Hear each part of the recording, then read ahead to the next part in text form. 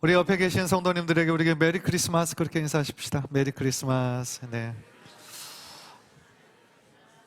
즐거운 그 문자 그대로 즐거운 성탄절입니다. 사실 우리 기독교에 있어서 이 성탄절과 부활절은 굉장히 중요하고 굉장히 핵심적인 그러한 절기이죠. 어떻게 보면 이 성탄절은 하나님께서 이 땅에 창조하신 그 세계에 오셔서 우리를 구원해 주신, 어떻게 보면 복음의 이제 시작점이 되시는 그런 날이죠. 그리고 부활절은 예수님께서 십자가 위에서 모든 대속의 죽음을 통하여 우리들 죄의 문제를 해결해 주시고 또 다시 3일 만에 부활하셔서 우리들 모든 성도들의 부활의 그 참 소망이 되셨던, 그래서 이 성탄절과 부활절이 없다면 사실은 아무것도 아닌 거죠. 우리가 여기에서 있을 이유가 존재하지 않는 것이죠. 그래서 이 오늘 성탄절은 너무나도 기쁜 날이고 또 우리들에게 새롭게 태어날 수 있는 어떤 근거가 되는 그런 귀한 날입니다. 그런데 생각해 보면은요, 지금 우리들보다 더 주님 오심을, 메시아로 오신 주님을 기다렸던 그런 사람들이 있었어요. 이스라엘 백성들입니다. 지금 그들은요, 로마의 압제하에서 참 자유를 잃어버린 상태에 있는 사람들이에요. 그러니까 우리 한국이 마치 일본 밑에서 35년간 그 굴욕적인, 어떻게 보면 참 힘든 시간을 보내고 있을 때 가장 우리가 꿈꾸고 기다렸던 것은 독립이었잖아요. 해방이었잖아요. 자유였잖아요. 마찬가지로 이 이스라엘 백성들 2000년 전에 로마의 그런 통치로부터 자신들을 구원해줄 메시아를 간절한 마음으로 기다리고 있었던 거죠. 그런데 신기한 사실은 모든 유대인들이 다 기뻐했던 것은 아니었어요. 왜냐하면 예수님이 메시아이심을 확신하는 사람들에게만 그 소식이 기쁜 소식이었던 것이죠. 예를 들면 빈들에서 양을 치던 목자들, 동방박사들, 또 누가복음에 나오는 시므온과 안나같이 성경에 기록된 그 말씀대로 메시아가 반드시 오실 것이다 라는 것을 믿음으로 고백한 사람들에게만 예수 그리스도의 오심이 기쁨의 소식이 될 수 있었던 거죠. 그러니까 무슨 얘기냐면 메시아를 기다린 사람들은 많았어요. 그런데 예수님을 메시아로 제대로 알아본 사람은 많지 않았다라는 것이죠. 사실 예수님의 공생의 사역을 통해서도 제일 처음에 예수님의 막 기적을 보고 오병이어의 기적이나 또 병든 사람들을 고치는 기적이나 또 귀신을 쫓아내는 그런 사건이나 그런 것들을 보면서 예수님이 사역하시는 곳마다 많은 사람들이 군집을 했었는데 또 많은 사람들이 떠났어요. 왜냐하면 예수님이 자신들이 기다리던 메시아의 모습과는 왠지 좀 다른 모습들을 보이시니까 실망해서 예수님을 떠났던 사람들이 많이 있었어요. 심지어 예수님의 제자들도 예수님을 오해했었죠. 그래서 3년여 계속 예수님과 동고동락하면서 이 제자들이 기다리고 고대하던 메시아의 모습은 다윗과 같은 굉장히 힘있고 강력한 리더십을 가져서 로마의 압제로부터 완전히 자신들을 구원해줄 어떤 정치적인 왕의 이미지를 기대했는데 예수님의 모습은 거기에서 완전히 달라 있었기 때문이죠. 십자가의 죽음을 말씀하시고 또 어떻게 보면 겸손한 왕, 평강의 그런 모습들만 말씀하시니까 제자들도 실망을 한 사람들이 많이 있었다라는 거죠. 그렇다면 예수님을 메시아이구나, 메시아로 확신한 사람들은 그 사실을 어떻게 확신하고 있었을까요? 그들은요, 구약 성경에 메시아가 반드시 오실 것이다 라는 것을 단순히 알고 있었던 것이 아니라 믿음으로 기다렸던 사람들이었죠. 그러니까 많은 다른 유대인들처럼 단순히 지식적으로만 안 것이 아니라 반드시 메시아가 오실 것이다 라는 것을 확신하고 있었던 사람들, 하나님의 때에 반드시 하나님께서 메시아를 보내실 것이다 라고 기다렸던 사람들에게는 그 소식이 너무나 기쁜 소식이었던 거죠. 사실 우리가 성경을 이해할 때 예언과 성취라는 그런 관점에서 성경을 우리가 해석할 수 있어요.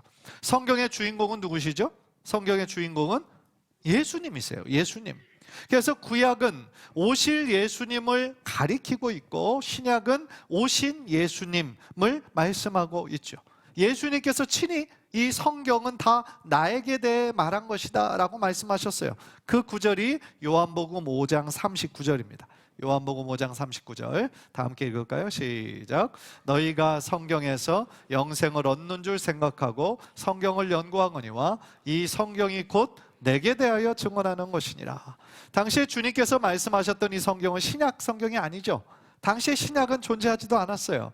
그러니까 구약 성경을 말씀하시는데 이 구약 성경이 곧 내게 대하여, 예수님께 대하여 증언하는 것이다 라고 말씀을 하셨죠.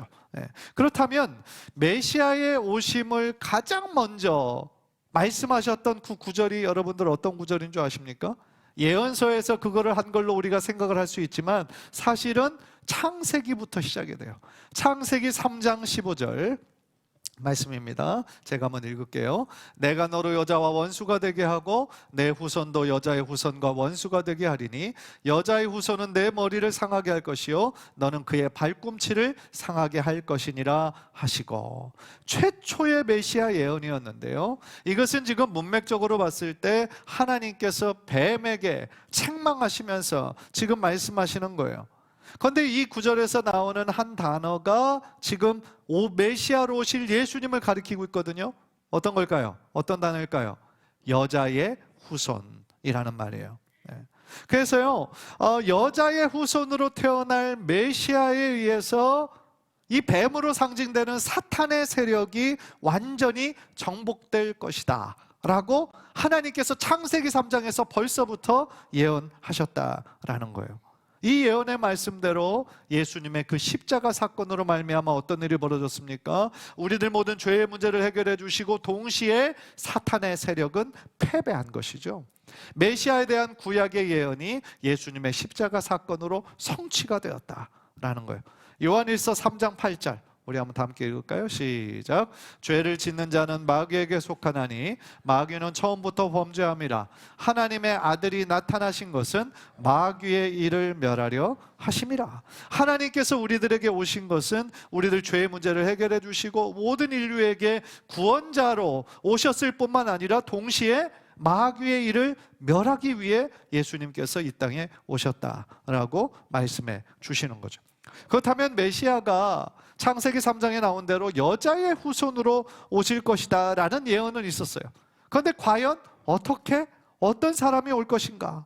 오늘 우리가 읽은 이 이사야서 말씀은요, 창세기 3장의 예언을 조금 더 구체화해 주고 있어요. 오늘 본문 다시 한번 볼까요? 이사야 7장 14절. 그러므로 주께서 친히 징조를 너에게 주실 것이라.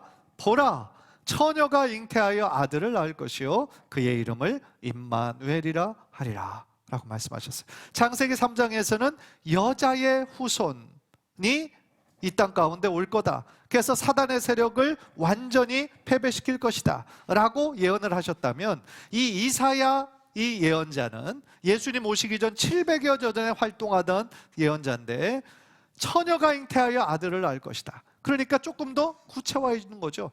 여자의 후손 중에서 누가? 처녀가 잉태하여 아들을 낳을 것이고 그의 이름을 임마누엘이라 할 것이다. 이렇게 지금 이사야서는 말씀하고 있는 것이죠.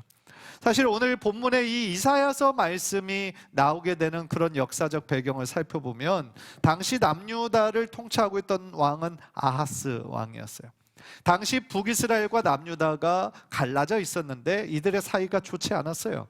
그래서 북이스라엘과 이 아람, 이 왕이 좀 친밀하고 있었는데 당시에 신흥 강대국인 아수르가 호시탐탐 이들을 침략하려고 보고 있었어요. 그래서 북이스라엘 왕이 그 아람 왕과 동맹을 맺어서 이 아수르의 그 침략을 좀 이렇게 보호해야 되겠다라고 생각을 하다가 남유다도 그 일에 좀 같이 동맹을 했으면 좋겠다 마음을 먹은 거예요. 그래서 남유다의 왕에게 이렇게 지금 아수르가 우리를 침범하려고 하니까 우리 같이 동맹을 맺읍시다 했는데 아하스 왕이 그거를 거절했어요. 거절을 하고, 이 남유다 왕이 거절하니까 이 북이스라엘 왕과 아람 왕이 괘씸하게 생각을 해가지고 먼저 남유다를 치자, 이렇게 계획을 한 거예요. 남유다를 쳐서 거기에 자신들의 입맛에 맞는 형식적인 왕을 세우고 이 세 개 나라가 연합해서 이 아수르의 공동전선을 펼치자, 그렇게 생각을 한 거죠. 그런데 이 남유다의 아하스 왕이 지금 위기 가운데 빠졌잖아요. 왜냐하면 북이스라엘과 아람 연합군이 쳐들어오게 생겼으니까. 그렇다면 그런 상황에서 먼저 하나님께 엎드리고 하나님께 기도해야 되는 것이 당연한 거잖아요. 그런데 어리석게도 이 아하스 왕은 아수르에게 도움을 요청을 해요. 예. 그러니까 이 아수르의 도움을 요청하는 것은 하나님의 뜻이 아니었어요. 왜냐하면 아수르 대제국의 도움을 얻어서 지금 북이스라엘과 그 아람을 친다고 했을 때 그것은 결국 북이스라엘과 남유다는 한 형제 국가인데, 아수르라고 하는 이방 국가의 도움을 의지해서 형제 국가를 치는 것은 하나님이 원하신 뜻이 아니었고, 또 결국은 아수르가 아까도 말씀드렸던 것처럼 대제국으로서의 그 힘을 확장시키기 위해서 결국 북이스라엘과 남유다 전체를 먹으려 하고는 야욕이 있었던 나라였기 때문에 하나님은 그 사실을 아셨던 것이죠. 그래서 하지 말라고 했는데도 불구하고 아하스는, 남유다의 아하스 왕은 아수르의 도움을 요청하게 된 것이죠. 그래서 이러한 배경 속에서 하나님은 이사야 선지자를 통하여 이 메시아 예언을, 탄생 예언을 주시는 거예요. 그리고 하나님께서 보여주신 그 징조가 바로 처녀가 잉태하여 아들을 낳을 것인데, 그 이름을 무엇이라고 하라고요? 임마누엘이라고 하라고 구체적인 이름까지 주시는 거예요. 그리고 그 이사야의 예언은 정확하게 700년 이후에 마태복음 1장 18절에서 그대로 성취가 됩니다. 마태복음 1장 18절 우리 한번 다 함께 읽을까요? 시작. 예수 그리스도의 나심은 이러하니라. 그의 어머니 마리아가 요셉과 약혼하고 동거하기 전에 성령으로 잉태된 것이 나타났더니. 마리아가 요셉과 약혼을 했습니다. 그런데 함께 동거하지는 않았을 때였어요. 그런데 성령으로 잉태가 됩니다. 즉 이 말씀은요, 아까 창세기 3장에서 본 것처럼 처녀의 여인의 후손에서 그 메시아가 나올 건데, 그렇게 되기 위해서 지금 남자를 가까이 하지 아니한 처녀의 몸에서 성령으로 잉태된 것을 하나님께서 선택하셨다. 초자연적인 방법이고 과학적으로는 도저히 이해할 수 없는, 우리들의 이성을 뛰어넘는 방법으로 하나님께서 그렇게 하셨다는 거예요. 왜요? 중요한 질문은 왜라는 거예요. 왜냐하면 700년 전에 이사야에게서 예언한 그 하나님의 예언의 말씀을 어떻게 하시기 위해서요? 성취하기 위해서 하나님께서 그렇게 하셨다. 그러니까 성취하신다라는 건 결국 구약에서 예언한 그 메시아가 누구시다? 예수 그리스도다. 예수 그리스도가 바로 메시아다라는 그 사실을 증명하기 위해서 그렇게 하셨다라는 거죠. 그래서 계속해서 마태복음 1장 22절 23절은 이렇게 말씀하고 있어요. 우리 다 함께 한번 읽을까요? 시작. 이 모든 일이 된 것은 주께서 선지자로 하신 말씀을 이루려 하심이니, 이르시되 보라, 처녀가 잉태하여 아들을 낳을 것이요 그의 이름을 임마누엘이라 하리라 하셨으니, 이를 번역한즉 하나님이 우리와 함께 계시다 함이라. 아멘. 무슨 뜻입니까? 하나님께서 하신 말씀은 이런 반구도 헛된 것이 아니라 반드시 이루어진다, 반드시 성취하신다 라는 것을 우리들에게 가르쳐주고 계시다라는 거예요. 처녀 마리아가 성령으로 잉태하여 아들을 낳을 것이고 그의 이름은 이사야가 예언했던 것처럼 임마누엘이다라는 거예요. 임마누엘의 뜻은 뭐예요? 하나님이 우리와 함께 계시다라는 거죠. 그래서 마태의 고백처럼 이 모든 일이 일어나게 된 것은 결국 예수님께서 메시아로 오신 것이고 이사야 선지자를 성취하시기 위해서 이렇게 하셨다라는 거죠. 사랑하는 성도 여러분, 우리에게 성탄절이 기쁘고 너무나 중요한 이유는요, 이것이 하나의 먼 옛날 이야기, 옛날 유대라는 그런 땅에서 일어난 그런 옛날 이야기처럼 받아들이면 안 돼요. 인류의 구원자로 오신 임마누엘 예수님께서 과거에만 존재하셨던 것이 아니라 지금도, 그리고 이 자리에 우리와 함께 하고 계심을 우리는 믿고 있기 때문이다라는 거예요. 그래서 중요하다라는 거예요. 비록 우리의 눈으로는 볼 수 없고 우리들의 손으로 만질 수는 없다 하여도 예수님 뭐라고 말씀하셨습니까? 두세 사람이 내 이름으로 모인 곳에 내가 함께 거하겠다 라고 말씀하셨잖아요. 그러니까 그 말씀은 뭡니까? 지금 이 자리에 예수 그리스도의 이름으로 모인 우리 이 자리에 예수님께서 함께 하시는 거예요. 우리 여러분들의 옆에서, 여러분들의 앞에서, 여러분들의 뒤에서 우리 예수님이 함께 하시는 거예요.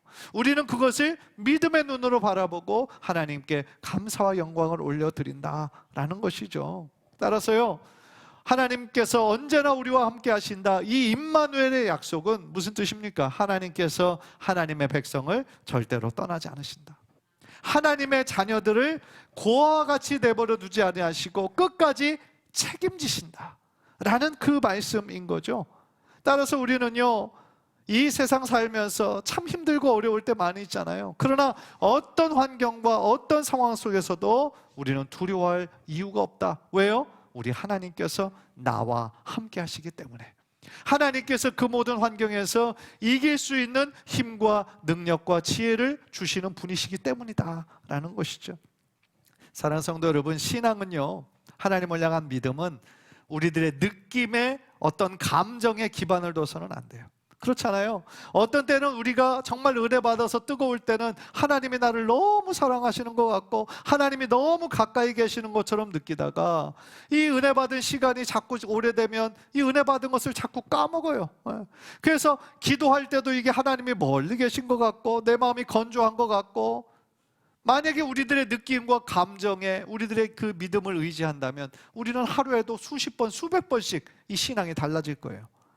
신앙 감정이 중요하지 않다라는 것이 아니라 우리들 신앙의 근거는 느낌이나 감정에 둬서는 안 되고 영원히 변하지 않는 하나님의 말씀에 근거를 둬야 된다 이 얘기죠. 그래서 그 말씀이 반드시 이루어질 것을 그 믿는 그 믿음으로 우리가 살아나갈 때에 하나님께서 여러분들의 믿음을 보시고 더욱더 큰 믿음으로 성장시켜 주실 줄 믿습니다. 비록 임마누엘의 하나님이 우리 눈에 보이지 않는다고 할지라도 이 바람이 우리들의 눈으로 볼 수 없지만 반드시 존재하는 것처럼, 이곳의 공기가 눈에 보이지 않지만 우리들에게 생명을 유지할 수 있는 힘이 되어주는 것처럼, 우리 하나님도 우리가 믿음의 눈으로 바라볼 때에 언제나 우리와 함께해 주시는 임마누엘의 하나님의 귀한 임재와 능력이 여러분의 삶 가운데 흘러넘치시기를 주님의 이름으로 간절히 축복합니다. 그래서 이 임마누엘의 약속은 예수님께서 승천하실 때 그 자리에 있었던 500여 성도들에게 이렇게 다시 한번 약속해 주셨어요. 마태복음 28장 20절 우리 다 함께 읽읍시다. 시작. 볼지어다 내가 세상 끝날까지 너희와 항상 함께 있으리라 하시니라. 아멘. 언제까지요? 세상 끝날까지 주님께서 여러분들과 함께 하신다라는 거예요. 자, 얼마나 감사한 일이에요. 자, 옆에 계신 분들에게 하나님께서 당신과 함께 하십니다. 그렇게 인사하십시오. 하나님이 여러분과 함께 하세요. 하나님이 우리를 영원히 떠나지 않으신대요. 얼마나 좋은 소식입니까? 그래서 우리가 이 성탄절을 맞을 때마다 꼭 기억해야 되는 건 뭐예요?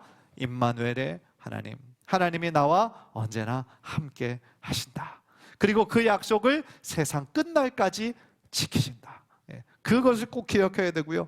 또 한 가지 기억해야 되는 것이 있어요. 그게 뭐냐면 아까 제가 성경은 예언과 성취의 책이다 말씀했어요. 구약에 대한 모든 예수님에 대한 예언이 다 이루어졌는데 딱 한 가지 예언만 이루어지지 않고 남은 게 있어요. 어떤 예언일까요? 예수님 다시 오시겠다라고 하신 약속. 재림의 약속은 아직 이루어지지 않고 있어요. 그러나 이 모든 약속, 모든 예언이 다 성취된 것처럼 우리 예수님 다시 오실 줄 믿습니다. 우리는 그 재림의 신앙을 우리는 가지고 있는 성결인들인 거죠. 계시록 22장 20절 이것들을 증언하신 이가 이르시되, 그 뒤로 다 같이 읽읍시다. 시작. 내가 진실로 속히 오리라 하시거늘 아멘. 주 예수여 오시옵소서. 예. 우리 예수님께서 계시록 22장에 3번이나 내가 진실로 속히 오리라 말씀하셨어요. 그러니까 하나님은 신실하신 하나님이시기 때문에 우리들에게 하신 약속은 반드시 지키시는 분이세요. 그러니까 하나님이 약속하신 대로 우리 예수님 반드시 우리들에게 다시 오신다라는 거예요. 물론 그때는 우리가 알 수 없어요. 언제 오시나 그 정확한 날짜는 우리는 알 수 없어요. 우리의 영역이 아니에요. 그러나 하나님은 아시죠. 그리고 우리가 신앙적으로 느끼고 있는 것은 뭐냐면 마지막 때가 점점 더 가까이 오고 있다라는 것은 분명한 거죠. 점점 더 이 마지막 때가 가까워오고 있는 이때에 우리가 이 눈에 보이는 이 세상에만 의지하며 살아갈 것이 아니라 눈에 보이지는 않지만 언제나 우리와 함께 하시는 하나님을 바라보며 믿음으로 살아갈 때에 언젠가 하나님의 그 때가 찼을 때 우리 예수님 영광스러운 재림주의 모습으로 우리들에게 임재하여 주실 줄 믿습니다. 처음 오신 이 성탄절에는 연약한 아기의 모습으로 오셨어요. 연약한 아기. 그래서 부모의, 엄마의 도움 없이는 살아갈 수 없는 연약한 존재로 오셨어요. 그런데 다시 오실 때는요, 악의 모습으로 오시지 않아요. 영광스러운 모습으로 오시고요, 심판주, 재림주의 모습으로 오시고요, 구름 타고 영광 가운데 올라가신 그대로 구름 타고 내려오신다, 그러셨어요. 따라서요, 우리가 이 성탄절을 맞을 때마다 주님께서 나의 죄를 대속하시기 위해서 오신 그 주님의 사랑, 임마누엘의 하나님을 기억할 뿐만 아니라 또한 동시에 다시 오실 예수님, 마지막 때가 가까우고 있는 이때에 더욱더 다시 오실 예수님을 믿음과 소망 가운데 우리가 바라보면서 우리가 사는 이때에 오실지 우리가 알 수 없고 우리의 자녀 세대에 오실지 알 수 없지만 어느 때에 오시든지 우리가 아멘 주 예수여 오시옵소서 믿음으로 준비되어 있고 깨어있는 자들이 되어서 하루하루 믿음으로 승리하는 우리 귀한 성도님들 삶이 되시기를 주님의 이름으로 간절히 축복합니다.